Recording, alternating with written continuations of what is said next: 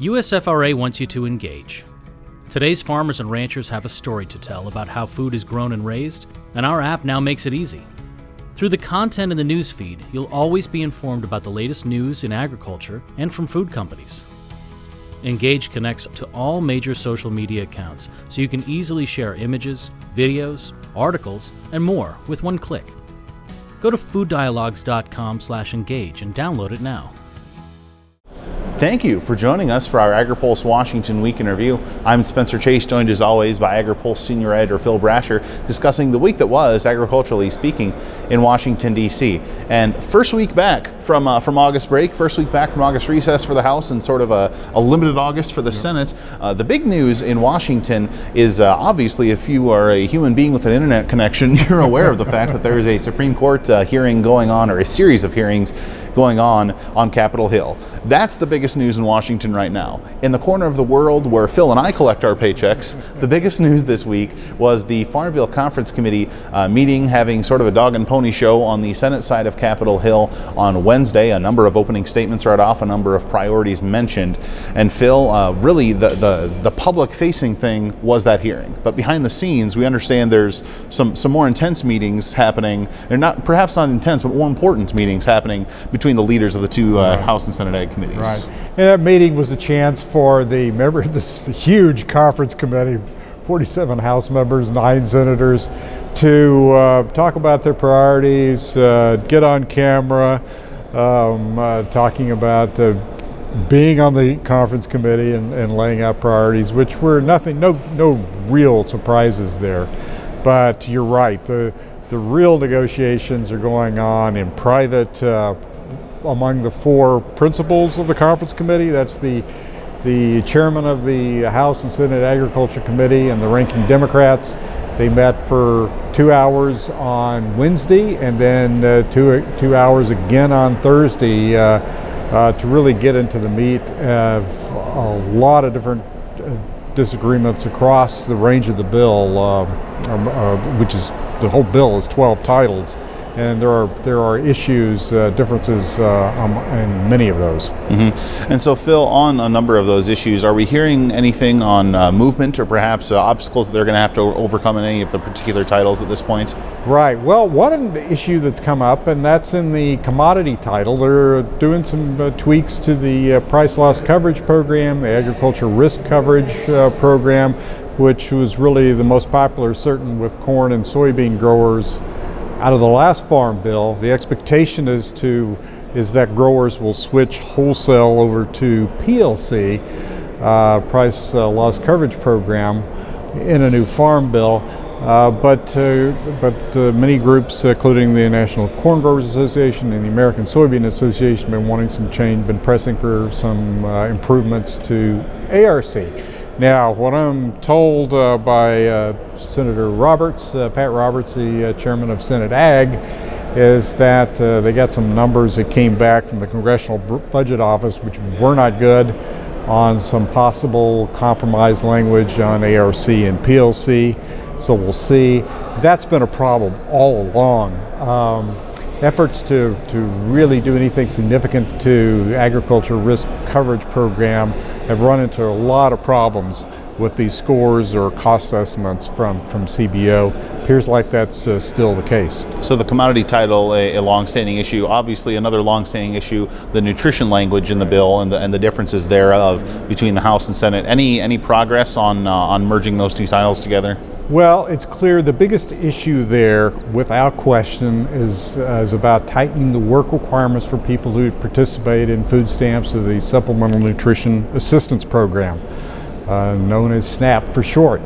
The House bill had some significant changes in terms of expanding those work requirements. That's a dead issue for the Senate. However, it appears that they're trying to work out a compromise around tightening the existing rules for states to get waivers from the work rules that are now in law. So we'll see. That certainly that's been confirmed from both the House and Senate among these 4 principles. That's what they're looking at. essentially would give Agricultural Secretary Sonny Perdue basically the ability probably to deny some waivers that he's now approving, or that USDA has been approving. So we'll see. That appears to be where they're moving toward a possible compromise on that, which is the biggest, most politically fraught issue that they have. And a number of other titles of fund that they can have with, conservation, a number of other trade assistance, not trade assistance, that's a whole other issue, trade promotion in the Farm Bill, research, a number of other areas where the House and Senate differ of sorts on their two versions of the Farm Bill. By the way, a lot of optimism expressed at the conference committee hearing yesterday about passing a farm bill by the end of September. To do that, these committee leaders had this self-imposed deadline that hits next week. That's going to be quick. Yeah. Well, that's if you're going to have a bill by September 30th, and that's the target that they're using. That's technically when the programs in the 2014 Farm Bill expire. It's a little more complicated than that. We've talked about it every time. The commodity programs follow the marketing year for commodities, so they're in effect through next year for these 2018 crops. So September 30th is not quite a drop-dead deadline, but they got to have something to use as a target, and that's what they're using as the target right now. You back that up to get all the numbers from CBO, the cost estimates that they need, the language nailed down. They say they've got to get this wrapped up, the differences wrapped up, and negotiations finalized by the end of next week. Boy, it doesn't seem like they're anywhere close to doing that right now, but we'll see. But if you want to keep on track to getting this done in October, you've got to have a pretty aggressive schedule. So, and then Congress is just not in session that much in October into November. You have the election and so forth. So whatever your deadline, September 30th, the election, the end of the year, you've got to be making progress now. And we're into, I don't know if we're into it now or if we'll hit it next week, but single digits of legislative days remaining in the month of September. And also in the month of September, they're going to have to come up with some kind of government funding mechanism, because the government running on fiscal year that expires at the end of September, they've got to avoid a shutdown by October 1st. And really, there may have been some behind the scenes action, but we didn't see a ton of movement publicly on finding that funding mechanism this week. So that's something that has to be rolled out here in the next couple of weeks as well. Well, I think the important thing really this week on the spending front is the president came out and said he didn't want to shut down.